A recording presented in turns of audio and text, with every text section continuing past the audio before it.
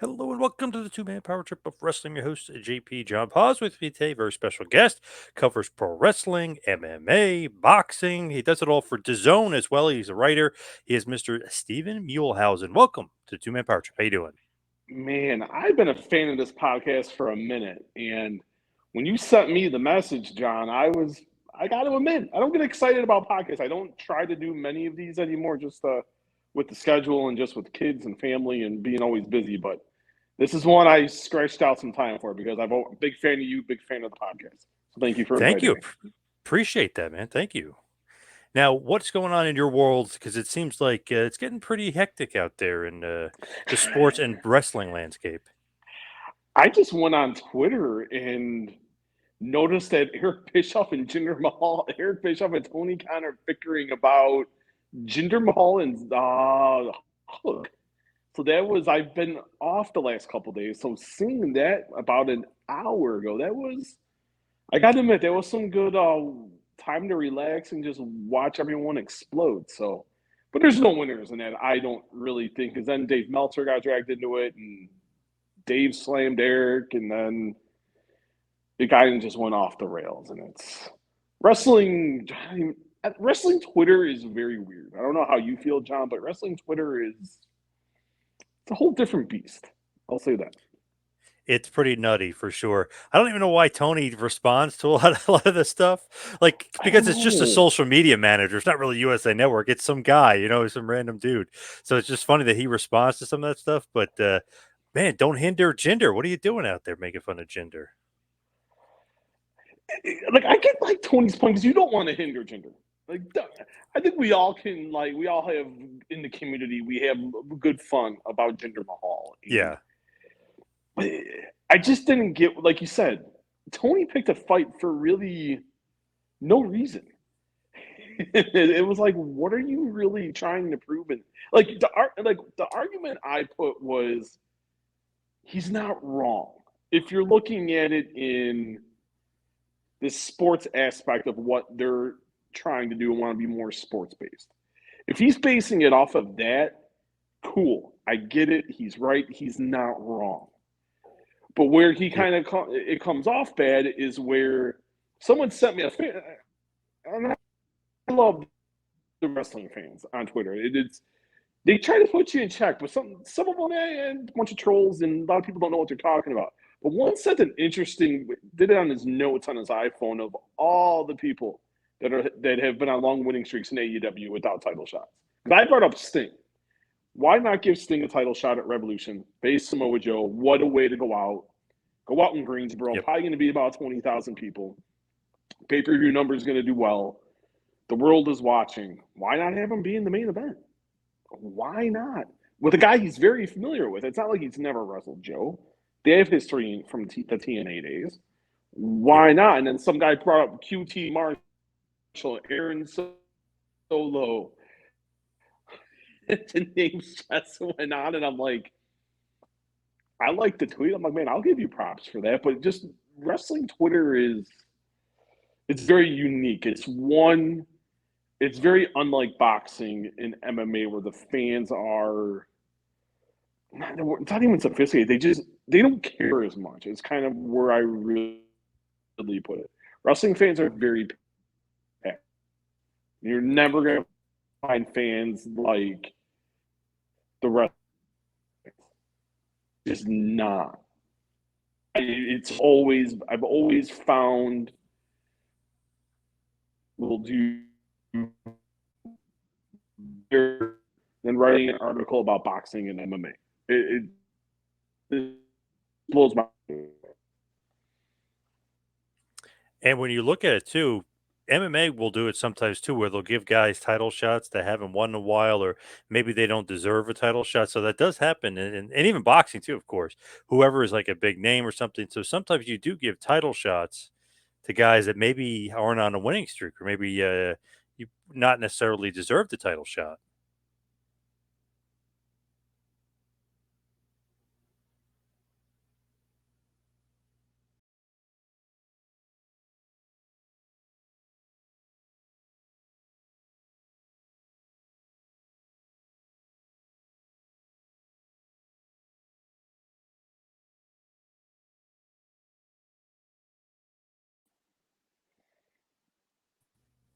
Oh, I was saying, sometimes in MMA and boxing, you give guys title shots that don't necessarily deserve the title shot just because they have a big name or whatever. You know what I mean? Like Connor could come Yeah, back and get a title shot. Nobody will say anything.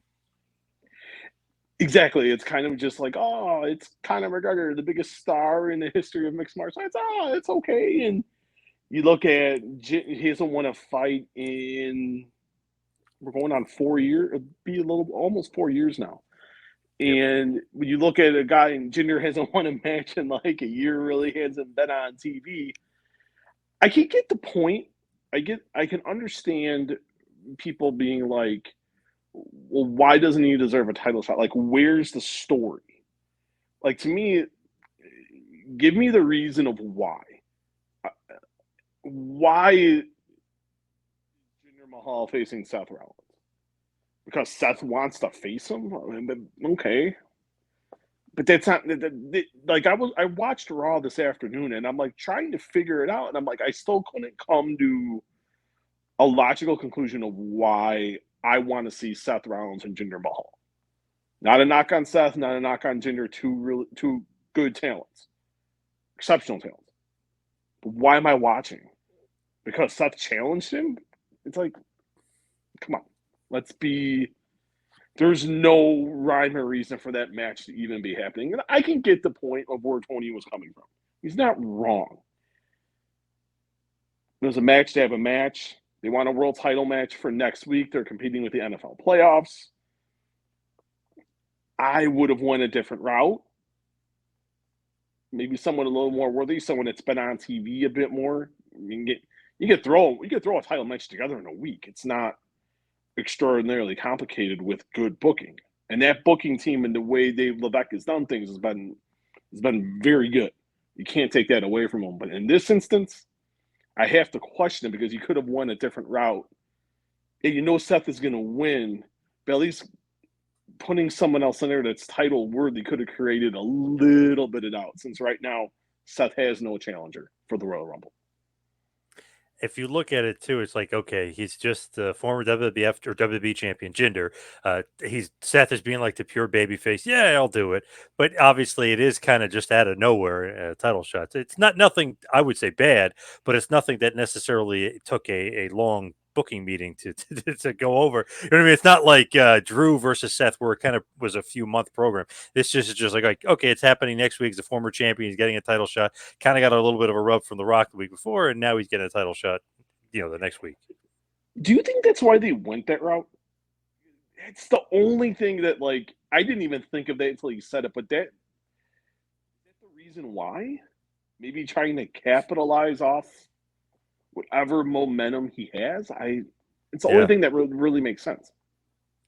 but I just think it's funny that like he compares Hook to Jinder Mahal, the former WWE champion, to some guy who has 29 matches. I think Jinder Mahal probably had 29 matches in a month. You know what I mean? Like this guy's had 28 9 matches in his career. So let's calm down on the Hook stuff, Tony. Come on, what are you doing? Yeah, that was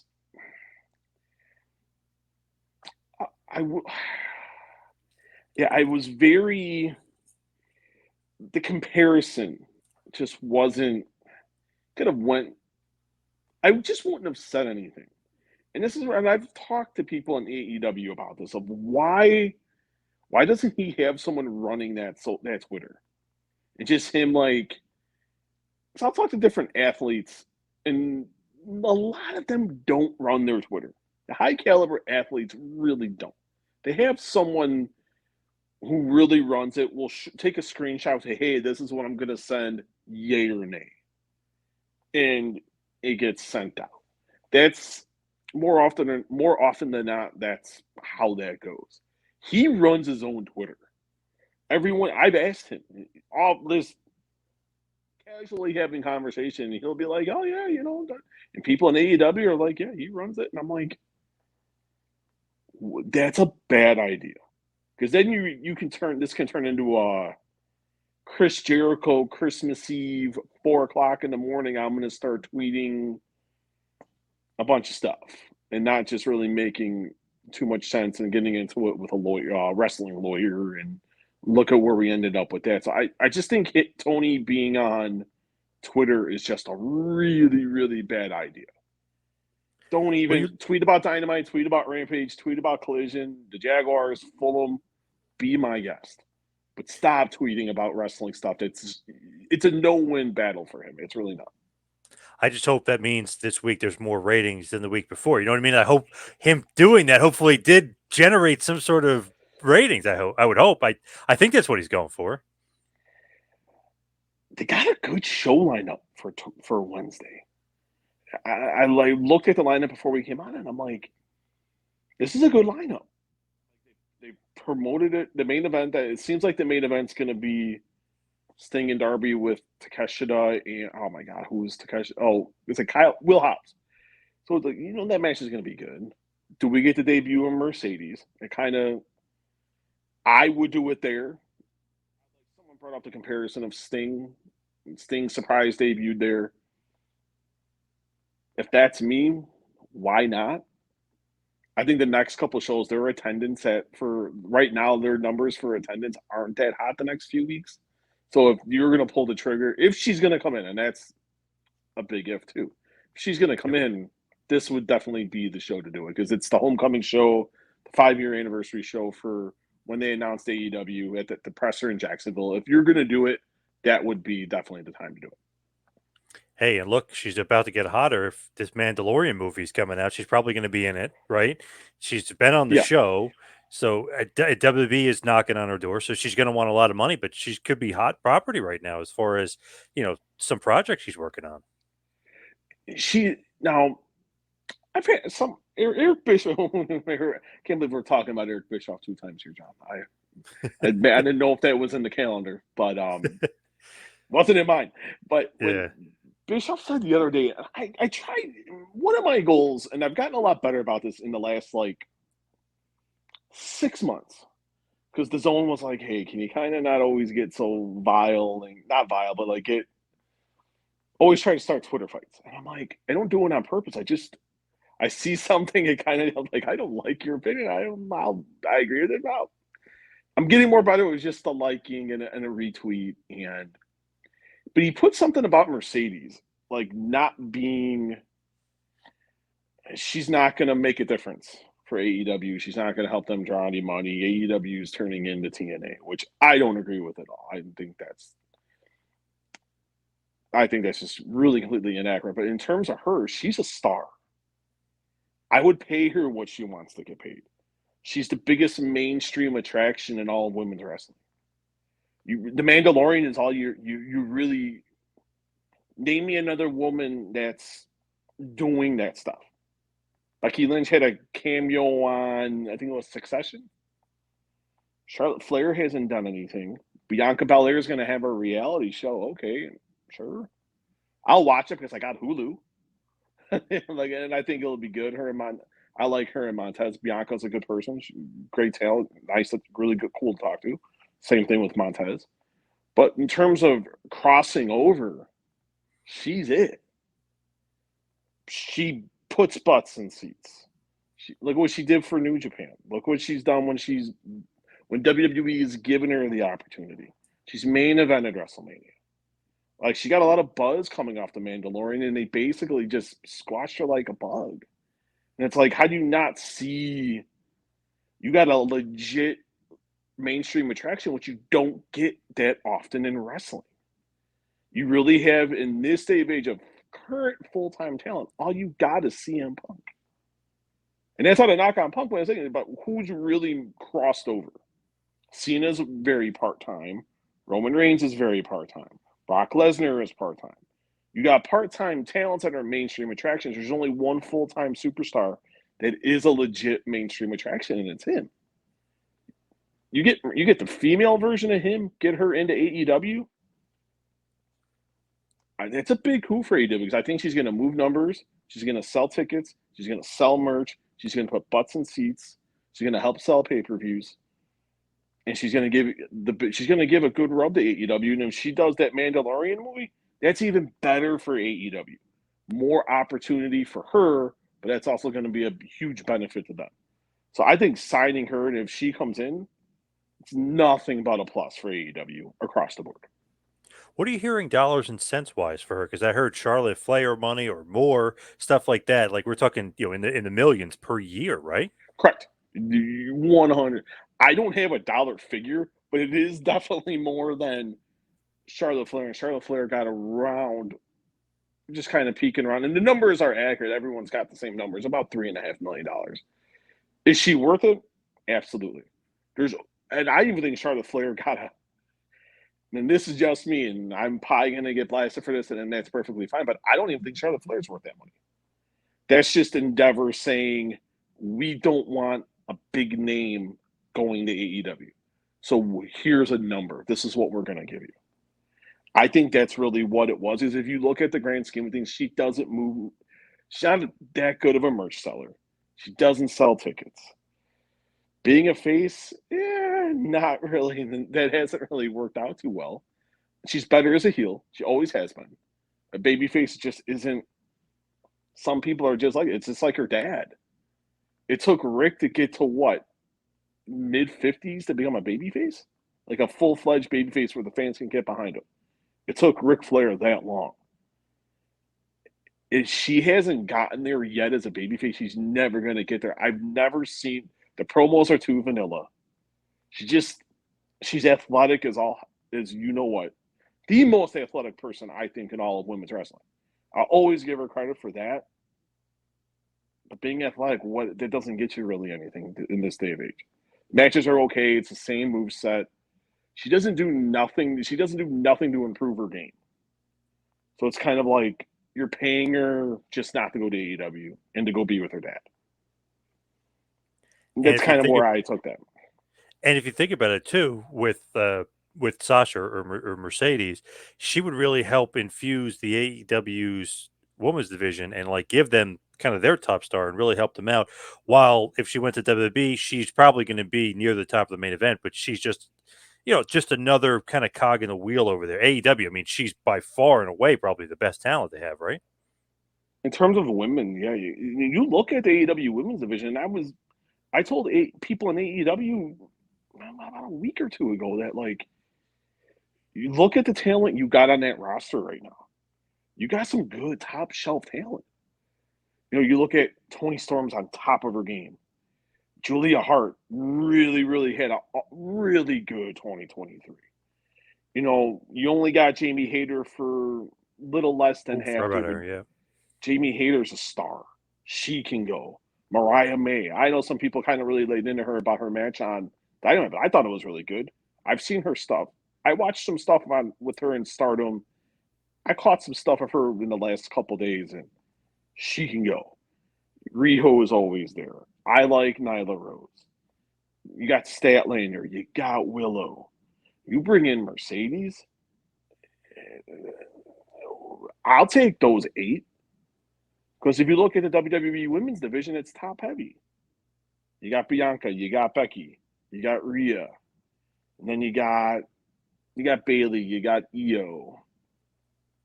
You got Kyrie back there. They've done nothing with Kyrie. Nia Jackson's getting a push. Take those 8 against AEW's top 8. It's pretty close. You look at star power, yeah, WWE, you got Bianca, you got Becky, but like we were saying, in terms of mainstream legit attractions, you got Becky Lynch, you got Mercedes Moné. But if I'm going between those two, I always use the litmus test as if I'm walking down the street in New York City, who's going to get more recognized? If you get a poll of 100 people, it's going to be Mercedes. It's going to be because of the Mandalorian. People are going to know Becky Lynch, but it's going to be more on the side of Mercedes, in my opinion. Maybe I'm wrong, but I always use your largest media market as your litmus test of who is a star and who's really not a star. When you look at WWE right now, obviously Punk, Rock is probably there. What do you do for Mania? I know so many people were talking about Elimination Chamber, pumping that up, putting Rock versus Roman on there. Technically, right now, Roman's not even booked in the Elimination Chamber, so he's not going to be Correct. on that show, apparently. So there is no Rock Roman yet for that show. Obviously, always card subject to change. But would you just do Rock Roman at Mania, or is Rock not wrestling? Is this just a tease? If I asked WWE when they sent out the press release for Elimination Chamber, Roman wasn't on the poster Right. when they sent out the press release. And I'm like, is he wrestling on the show? And they're like, 100% no. I didn't think nothing really of it. I'm like, I knew the rumors about Australia, and I had been told they were inaccurate. And it was brought up, but they didn't know Dwayne's schedule. And Dwayne's schedule became open. He came on Raw, teased the match with Roman Reigns. And a lot of people started talking about Perth. And at first it was like, that doesn't make sense. I could see why they'd want it just to help build international, and I get it. But then when I sat and thought about it some more, some people and having a conversation with people in wrestling, it's like, this is going to be his last match. Knowing how business savvy that he is, he's very image conscientious. He's a very smart businessman. He's not going to want his last match to be in Perth, Australia. And this is no offense to Australia. And it's not. I mean, it's one of the countries I love Australia. It's the most beautiful country I have ever seen that's not the United States. That country is just amazing. But you're not going to do an event that is going to start at roughly 4 o'clock in the morning, 5 in the morning Eastern time. He's going to come on at breakfast time. That's, yeah, maybe you get a little more extra money from Australia, but what is that really going to do when the 14-hour time difference? Okay, yeah, you can get 65,000 people. Okay. Mania is going to have roughly around the same in Philadelphia. Yep. But it's the United States. You're in one of the largest media markets in the entire country and in the entire world. WWE is just going to make more money. Sponsorships. You can promote. You have Dwayne Johnson, the biggest movie star in the universe, Forbes' richest man, one of Hollywood's leading men, one of the most well-known people in the entire world, the largest following. Why are you going to put him on a show not enough people are going to watch? People are going to more watch him at WrestleMania. More people are going to. WWE's going to make more money in sponsors. All these metrics they can use. More people will spend money to go to Philadelphia. You're really limiting your scope having him wrestle in Australia. Unless you're going to do like a 2-match series, sure. Okay. And then, okay, I can go understand. I'll go ahead. You do a quick, like Goldberg Lesnar type of thing. Reigns goes for the spear, Rock blocks it, hits a rock bottom and wins. You do something really off the cuff like that, then you can go on to WrestleMania. I personally wouldn't do a title change in Australia, but hey, I'm not the one making those decisions. But it's got to be at Mania. That's where the world will be watching. You're going to get millions and millions and millions and literally millions of people watching that event for this match. It is literally the biggest match. It'll be the biggest match in wrestling in the last 25 years. And that's no joke. Bigger than Rock Cena 1 and 2. It's going to be his last match. He's not going to want to go out in Perth, Australia.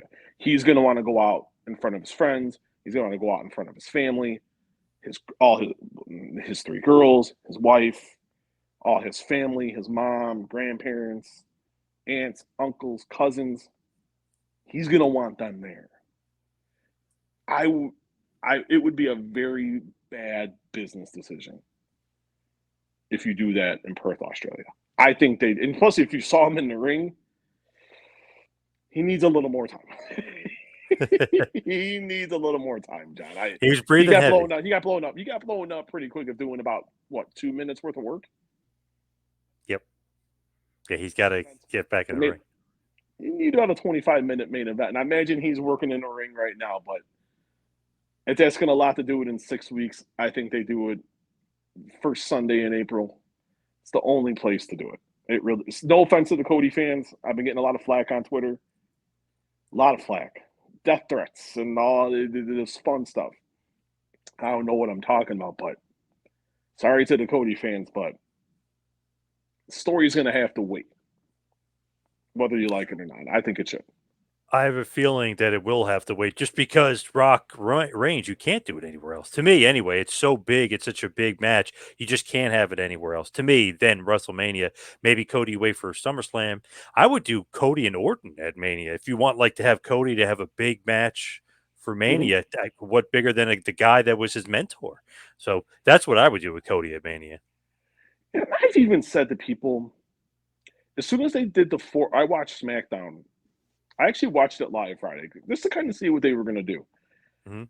And I didn't. I thought Orton was just going to straight win the match. Didn't think really. Not. I didn't even think about a four way. Four way wasn't even in my mind. And then you got a four way, and I'm like.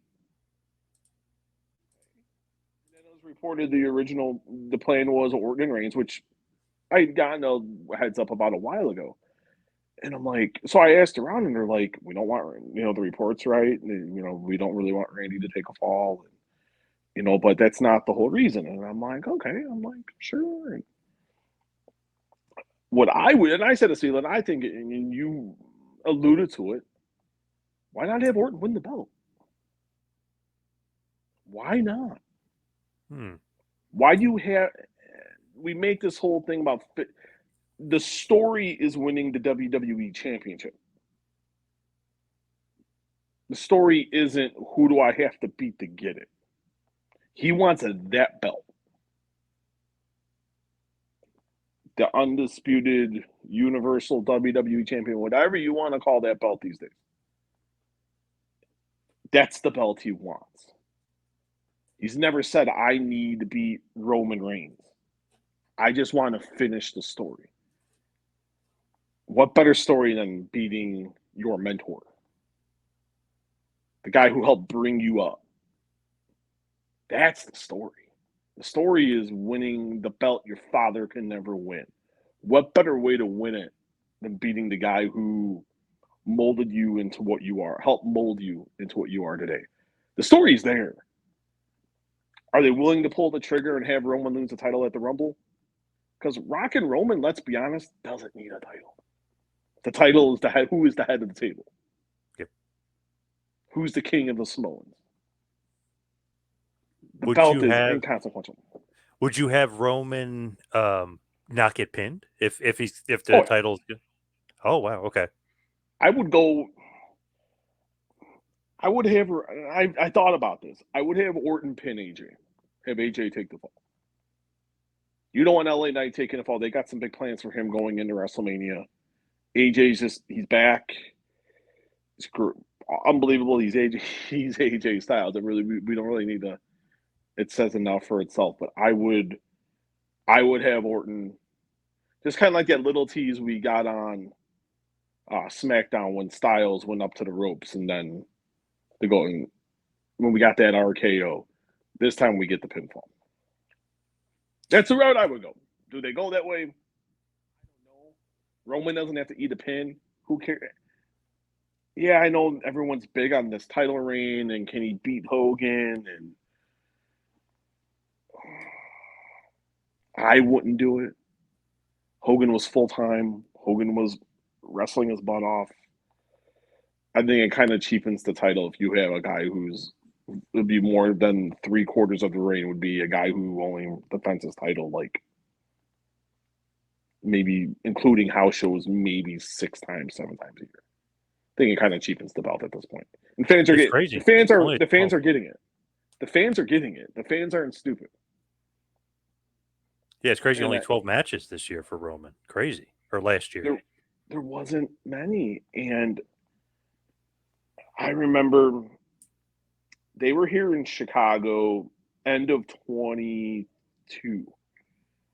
I didn't know he was going to be on the show. We had gotten tickets. WWE was very kind in getting me some tickets for me and some friends of mine, and I didn't know he was going to be on the show until like that Raw. They're like, "Oh, Roman Reigns," and I'm like it's a when he comes out, he has that aura, but it's also because he's only there maybe once a month, Yep. and you look at the SmackDown number, very good number. You can't hide how great that number was, and that's due to him, due to the three way. People want to know what was going to, but the four way. What would he say about The Rock? They got that right out of the way at the beginning, and fans could have tuned out, and the fans didn't, and that's a testament to his star power and wanting to see who was going to face him at the Rumble. But the thing is, the fans are starting to. But there's been shows he's been on, and the rating hasn't been hot. It's been okay. It's been solid, but not this blowaway thing of where okay we can keep him with the belt. I really think they have to start thinking about it. If you're going to do it, why not at the Rumble? Have Orton win, like you said, John. Have him face Cody. That could be main event of one night. I would still go. I think Punk Rollins is going to be the main Oh event yeah. of night one. Yep. Night two, you headline with Roman and The Rock, and there you go. When you look at Roman Reigns and that title run, does the number of days actually matter to anybody? You know what I mean? Like behind the scenes, are they actually counting the days? Because as a fan, and Michael Cole is the announcer, and Kevin Patrick, I mean, they'll always say it because they're just putting it out there. 1,200 days, 1,210. Like, does anybody else like care about the actual day after it got to 1,000? In terms of WWE or the fans, Yeah, in terms of WWE, like, are they saying like, "Oh, we have to get to a certain date," or like, does that not really exist? That's just like a fan thing, like as far as the number of the that's a days good of title. question. I'll have to ask that because I really don't know. Hmm. I've never even. That is a great question. I Because haven't I even could thought see about that. like a merchandising thing for 1,000. You want the shirts, you want 1,000 days and like stuff like that. But now it's like, do they care? Does he have to beat Hogan? Like, do they care about the number? Like, it's just kind of interesting to me. I always thought about that. I know there's been reports that they about the Hogan record. I've never asked, so I can't really give a confirmation on that on my end. That is a question I will ask tomorrow because I think that's a very pertinent thing. I know they're big on records. They always have been. That's just how they are. Like you look at like the IC title reign with Gunther. Like they really made that big deal because it was a big deal. When you look at how maybe he wins the Royal Rumble. Maybe he gets that long awaited match with Brock. You could maybe go with Gunther to win the Rumble. I wouldn't be really opposed to that idea. I don't think they do it this year, maybe next year, but they decided this year, hey, why not? Sure. You look at how the significance of that, the reign of the Usos when they had the gold. You kind of like they made those a really, really big deal. It means something. I think records do mean something. I think if you make it important enough, he's just not on TV enough. And they haven't deviated from the playbook in terms of his booking. And I think that's been the issue. A lot of that has been the issue. And I said it to people there over a year ago. What are we doing? Like, what's the? Sorry about that. I don't know what's going on there on my end. But it's like, what's the? Why aren't you going a different route in terms of this story? Because you could tell the story. You could still tell a really good story on the way your booking finishes. But you're just doing it's the Heyman playbook. It's like you got to be something different, or you got to be ahead of these fans because now they're starting to get bored. They're starting to get irritated, and that's not what you want. You want fans to be emotionally invested when he's in the ring, and not just on the microphone. So I think if you're going to keep the belt on him, a four-way is not the worst idea in a situation. Maybe that's why they're doing that too. That could be another layer to that situation. But they got to start changing things up with him if you're going to keep the belt on him, and he's got to be more active than what we've seen, and we're only wrestling once every like 4 months. Even Hogan wrestled more than that Oh during yeah. that time on It's TV. crazy to look at Mania when you're looking pre-Survivor Series and now like up till today because there was no Punk, there's no Rock. All of a sudden now you got two main eventers, one for night two, one for night one, and it's infused in there. Like now, and Orton's back. Like now they have so much top guys. You can make mix and match, and you know what I mean. You can make so many top main event matches. We're not even talking about the women's. We're just talking about the men's division. It's just crazy how many guys, and then throw in there like Logan Paul and L.A. Knight. There's two Yeah. guys that are over like Rover. And that's why they're cooking right now. They're Yeah. telling good stories, and they're telling the two most important things: telling great stories and being and getting so you then in turn can get emotionally invested in the characters, in the talent. Or I hate saying characters, talent, because I don't perceive them as characters. They are talent. They're very talented, each and every single one of them who steps foot inside the ring. They're doing a great job of that right now, men and women. You look at like the women. We earlier right off like 8 women just without a.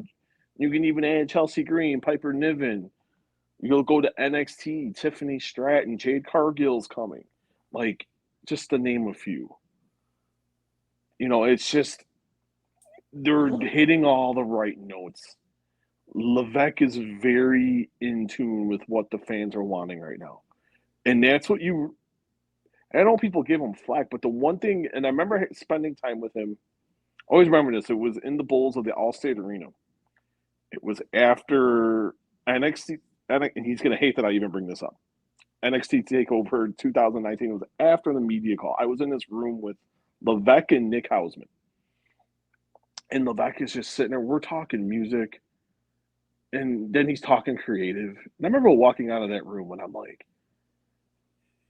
because he's talking about what he doing for the fans. And you always, when they speak in front of the cameras, you're thinking, oh, it's just for show. We're doing it for the fans, blah, blah, blah, blah, blah. But you could tell he genuinely cares. Like his mindset is so different than what it was 20 years ago.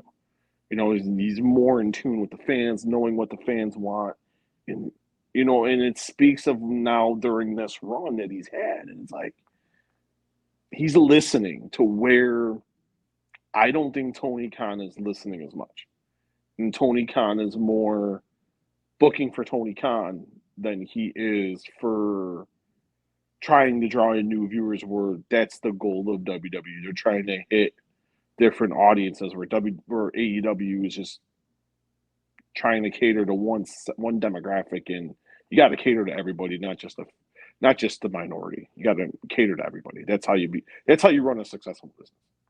Yeah, they're definitely catering to their base. It's just crazy to me that with Triple H, though. It's like, man, he was so tone deaf as a wrestler. If you really look back at his career, especially me growing up and like living through the different phases of him, I was like, man, he's tone deaf. But as a booker, I think he's way better as a booker. I mean, he kind of knows like how to get guys over because he knew how to get himself over. You know what I mean? He's like taking Yeah, that and he's giving it, which is great.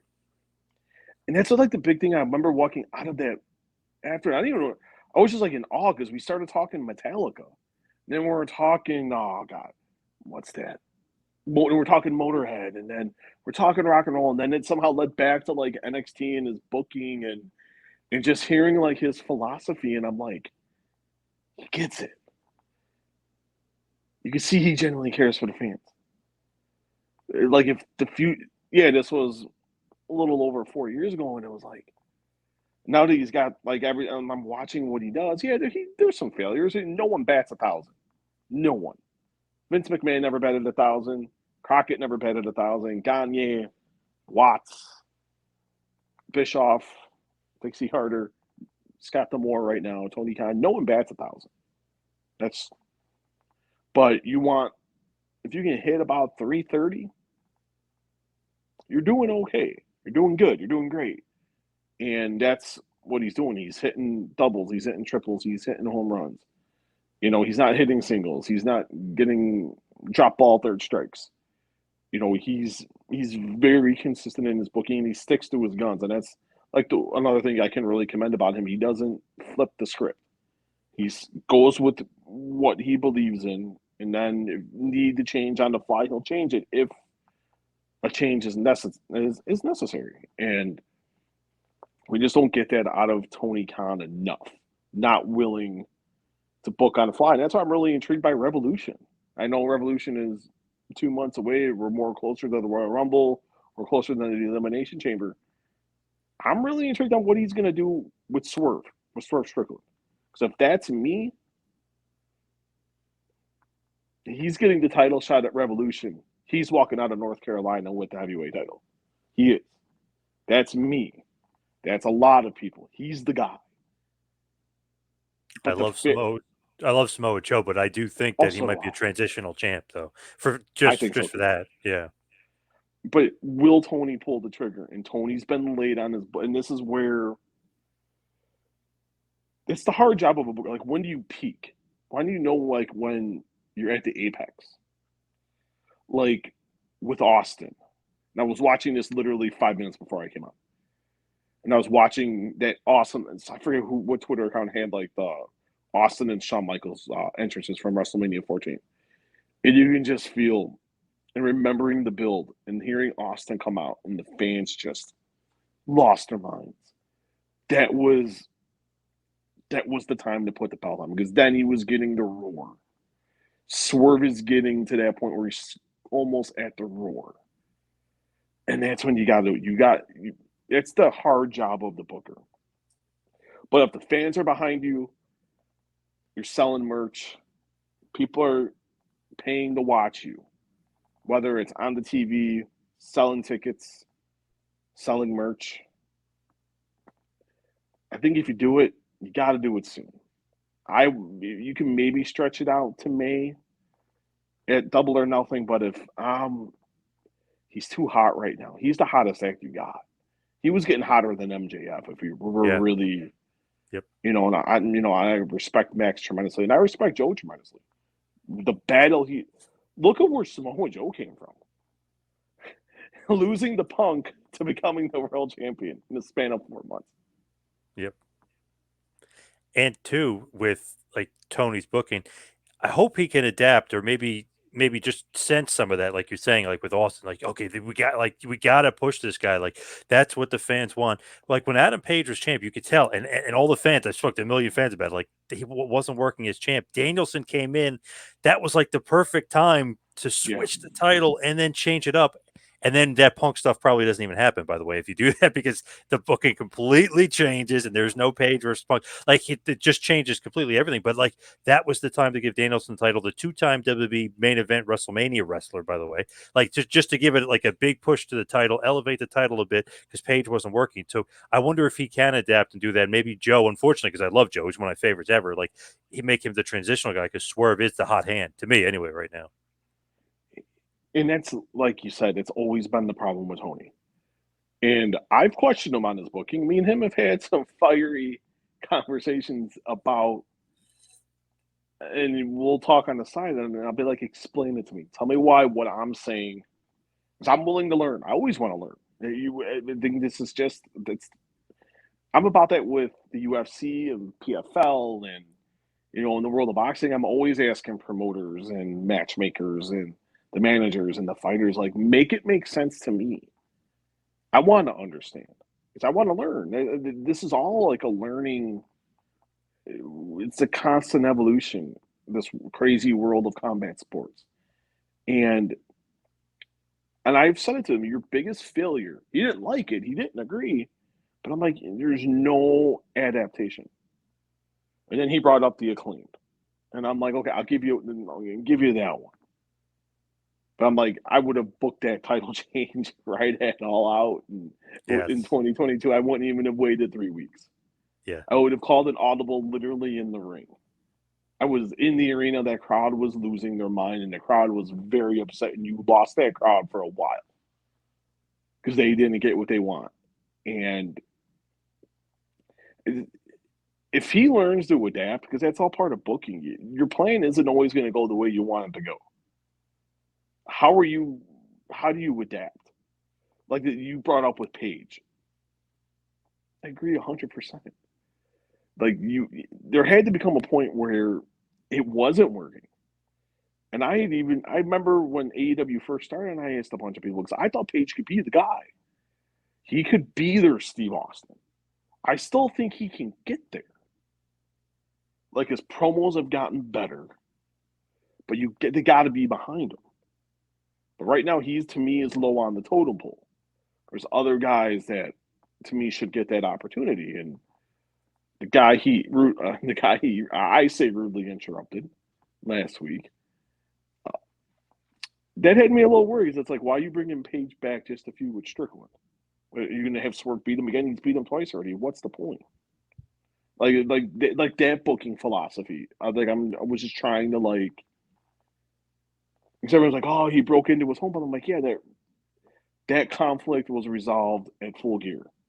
What's the what's the conflict now? Because Swerve wants the title, and you want to take it away from him. Well, Swerve can be like, buzz off. I'm going for the belt. I already beat you twice. Why do I have to beat you again? So it's like it has me worried of where he's gonna take this booking and make it like a wonky three-way or some nonsense like that for the belt, which I think would just be a very bad idea, and I think it would be very lazy booking. And it takes away the momentum of Swerve too, because it'd be like, wait, what? He's going backwards? I thought he was going forwards. You can't do that. Like you look at the booking of like Andrade in the Continental Classic. Why is he beating Brian Danielson and only for him to leave? Yeah, that was bad. Yeah. Yep.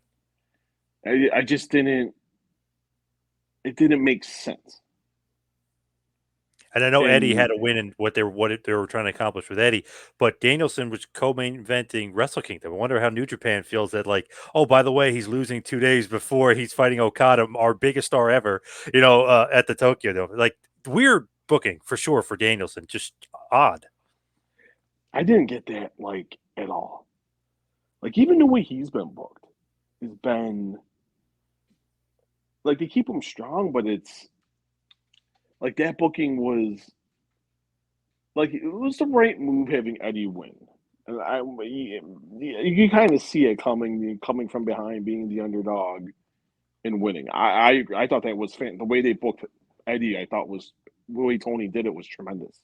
It really was because Eddie needed that, and he's got credibility. And you're looking for more. They have no babyface main eventers. You have no baby faces in that headline position. You can turn Swerve. The fans are behind him, but is he a baby face? He's kind of more of a heel.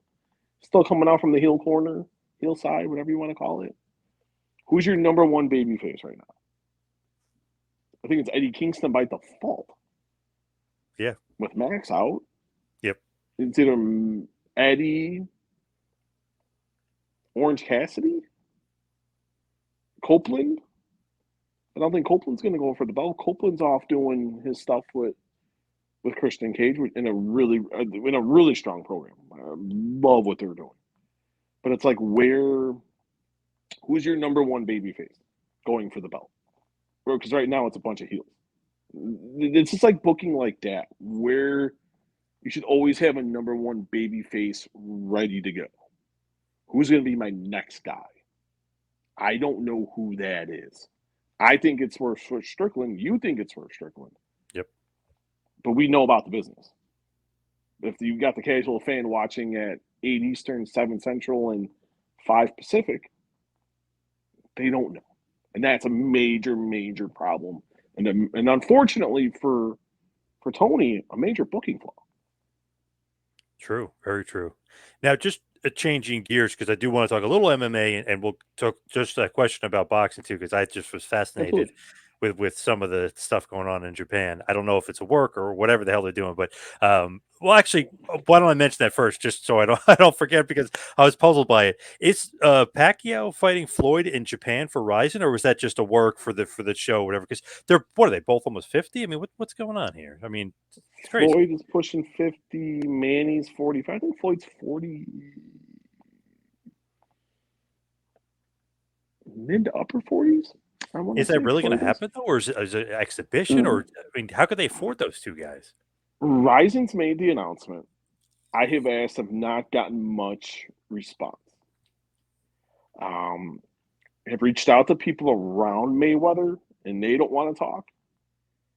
I've reached out to Manny Pacquiao's advisor, Sean Gibbons, gotten no response. I don't know. That is, could it happen? They're going to need,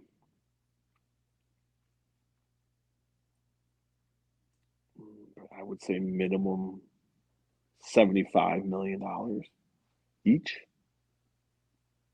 to get into the ring with each other, especially on Floyd's end. Could it happen? Sure. I'm not banking on it. I wouldn't. I would say no today. I maybe wouldn't say no 3 months from now, but as of right now, I would say no. But that was that was a big head scratcher because that came out of nowhere. Because Pacquiao was in the ring. They're talking about because he's facing somebody I think in February. I forget where. I know it's in Asia somewhere. I want to say Thailand. Maybe I'm wrong, or maybe it is in Japan. I know he's fighting soon, within the next like two. I think he's sometime in February. It may be February 24th, the day of Elimination Chamber. But do we get it? Maybe. Does it matter? Cover it, of course.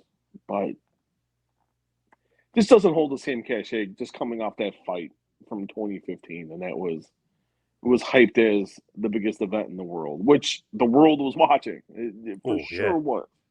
I For remember the sure was. bar that day. Oh my god, you literally couldn't move, and this was a gigantic bar. You literally just couldn't move. And there were so many people in there, and I know 4 million people ordered the pay per view. So just crazy how many people were into that fight. And it was just one of those things to where like you as soon as they made the announcement, like the world just stopped.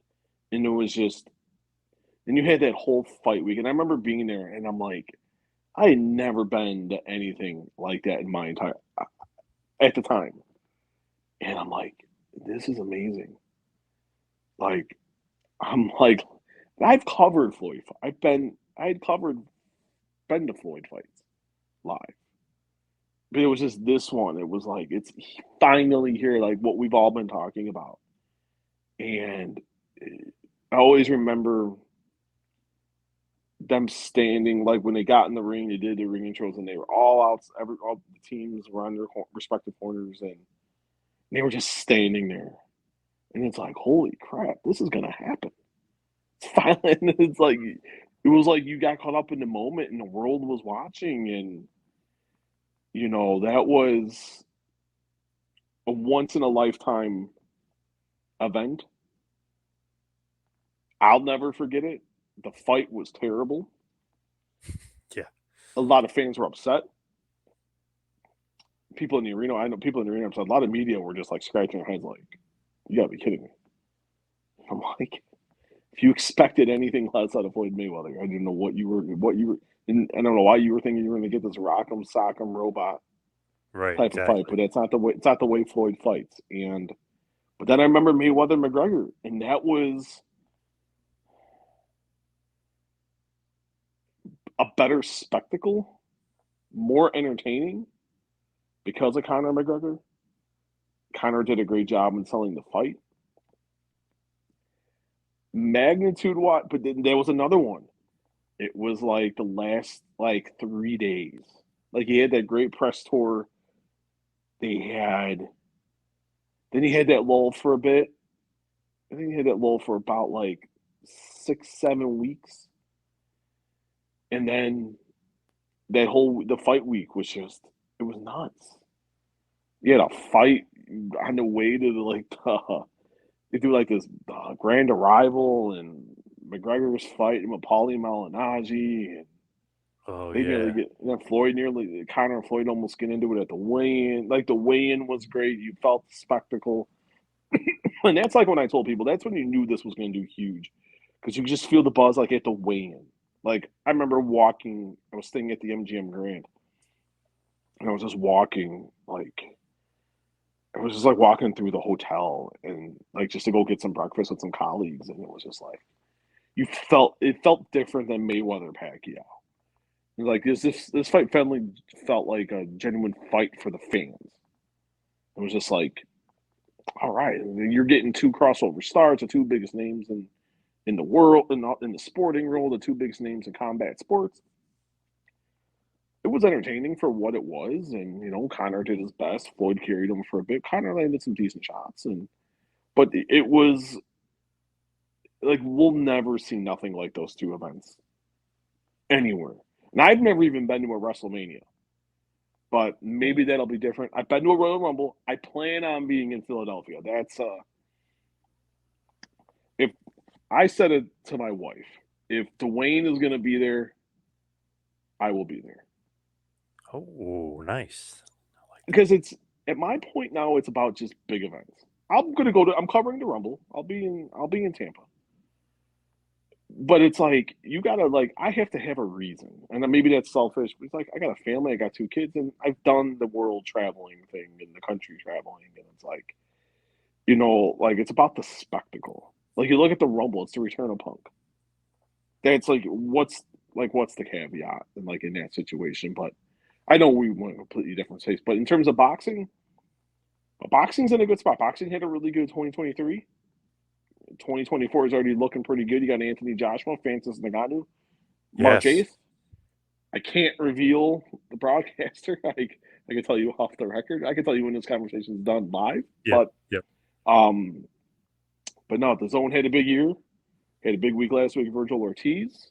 We're distributing the TNA pay per view this weekend in 20 markets, including Canada and the UK and Australia. So some big markets coming for what should be a big TNA show. Are you looking forward to the TNA show?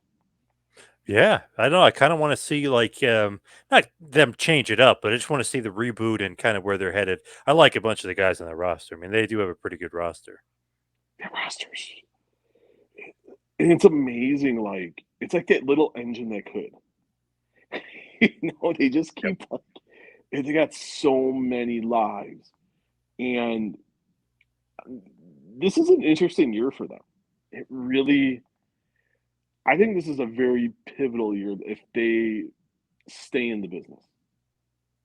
Because this is and, and Chris Sabin said something. I talked to him today, and he said something I thought that was very I heard you hear little rumblings, but he told me like he would do indie shows like in Toronto, and he'd be going through immigration, and people would be looking at him like, oh, like they ask him what they do, and he's like, oh, you're a wrestler. He's like, oh yeah, I wrestle for Impact Wrestling. Then they would look at it like, wait, what? Huh? Like who? And he's like, oh, it was TNA, and everyone like then they would get like all like giddy, and it's like perception. It's I think going back to this name is going to help. The when they announced the relaunch after right after the main event of Bound for Glory, they made that announcement and they got some good momentum. It's just who they going to sign, what names are they going to bring in, who's going to be the big signing.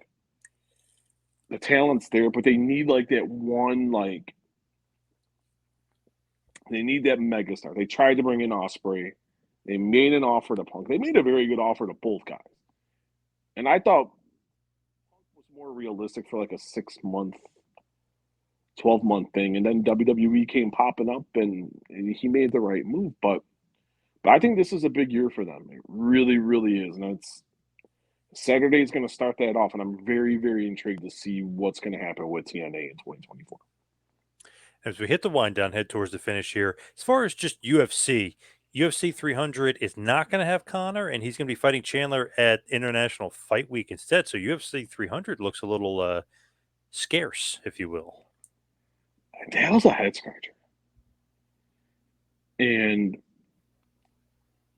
I know he's frustrated because he had been led to believe he was fighting this past December that happened. Then they're like, "Oh, you're going to fight at UFC 300," and then they're like, "Well, what about here?" And he was very frustrated. He was very adamant because I know people like if some people are not made think it's not a big deal, but it is. Look what they did for UFC 100: Brock Lesnar, Frank Huge. Mir, George St. Pierre, Thiago Alves, just Dan Henderson, Michael Bisping, John Jones fought like on the prelims.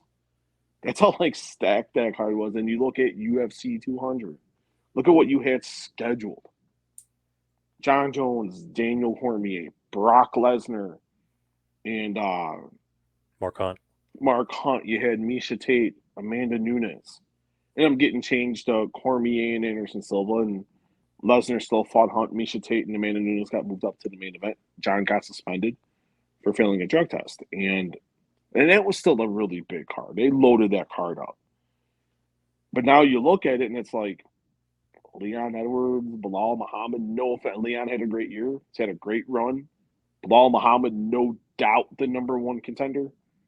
But it's like, if that's your main event, they're maybe talking Israel Adesanya and Alex Bahia for the light heavyweight title, but that's not going to happen at that show. I know they got a plan up their sleeve. They are talking to Ronda Rousey. They're aiming for Ronda Rousey and Misha Tate. I like the fight. The fight would be at 145. If you headline with that, I can be down for that because I know what I'm going to get. You're going to get trash talk. There's a story. Those two will never exchange Christmas cards. They'll have a rivalry when they're 75, and two old ladies who would happen to see each other at the coffee shop. They'd probably still throw the coffee cups at each other. The disdain just between them runs very deep. It's very personal between them. If you can get that fight, okay, I can buy in. I know there were people who were talking about Brock Lesnar. That's not going to happen. Brock's going to want. I've heard Brock wants like $15 million, which I would give to him. Just me. He's got the name. He's a proven legit pay-per-view megastar attraction, mainstream name. Why not? But Ronda Misha, I can get behind that. But if that fight doesn't happen, you're really just going off the name of UFC 300. And the UFC's hot, very hot right now. And you got to give Dana White credit for that. That company is sellout after sellout after sellout, record gates across the board. This one would probably do the same thing. And the first couple cards they got here to begin 2024 are very, very good. But you have no legit main event that's worthy of UFC 300. It's nothing close to Brock Lesnar or Frank Mir. Nothing close to the original main event of UFC 200 of John Jones and Daniel Cormier. So, or even Brock Lesnar, Mark Hunt, or Misha Tate and Amanda Nunes. So they're hurting for that show. They need a legit headliner, a legit mainstream main event because the pay-per-view numbers are okay. They're not great. They really only had two great pay-per-view numbers this year that you can really be like very, very good. It was just a solid year. It wasn't above average. It wasn't fantastic. It was just very good. It wasn't exceptional like it was from 2010, basically the end of the McGregor era. When McGregor was in his dominant run, 2017, 2016, your occasional Conor pay-per-view will still do well, but when he was consistently fighting, the numbers have just been okay. They're selling out, that's great, but their pay-per-view revenue is already set. It's like they're just putting on fights, but it feels like this show is very important, and they say it's important. It's going to be a very stacked card, but you need that one legit main event that's going to grab the people's attention for a show like this. And if it's Misha Tate, Ronda Rousey, cool. If not, it's going to be a hard sell. Yeah, they got to work on something if they can't get Rousey, GSP or something, because you're not getting Lesnar, I guess. But you need somebody with a big name. But before we let you go, where can everybody find you? Social media and your stuff with DAZN. Go to DAZN.com/news.